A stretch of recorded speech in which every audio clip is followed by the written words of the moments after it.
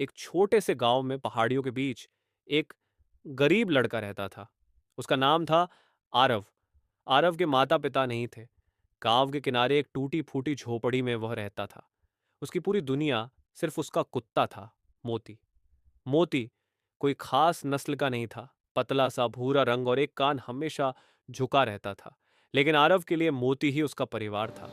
हर सुबह आरव भगवान से कहता, हे भगवान, मेरे मोती की रक्षा करना, मेरे पास वही सब कुछ है।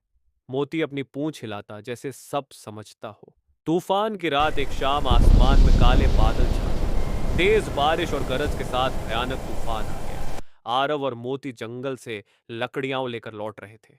अचानक रास्ता फिसलन भरा हो गया। आरव का पैर फिसला और वह गहरे कीचड़ भरे गड्ढे में गिर गया। आह! वह दर्द से चिल्लाया। मोती जोर जोर से भौंकने लगा और गड्ढे में कूद गया। आरव का पैर घायल हो चुका था। वह खड़ा नहीं हो पा रहा था। बारिश लगातार हो रही थी। ठंडी हवा चल रही थी। आरव ने आसमान की ओर देखा और रो पड़ा, हे भगवान, हमारी मदद करो, मुझे डर लग रहा है। मोती उसके पास सटकर बैठ गया। अपने शरीर से उसे गर्मी देने लगा। एक अजनबी का आना तेज बारिश के बीच रास्ते पर एक आकृति दिखाई दी। एक बूढ़ा आदमी, साधारण कपड़े, हाथ में लकड़ी की लाठी। उसके चेहरे पर शांति थी। उसने धीरे से पूछा, बेटा, इस तूफान में क्यों रो रहे हो?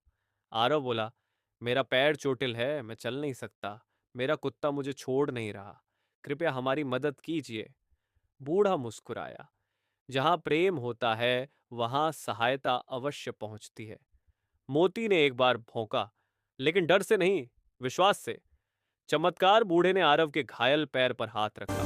क्षण भर में दर्द गायब हो गया। आरव आश्चर्य से खड़ा हो गया।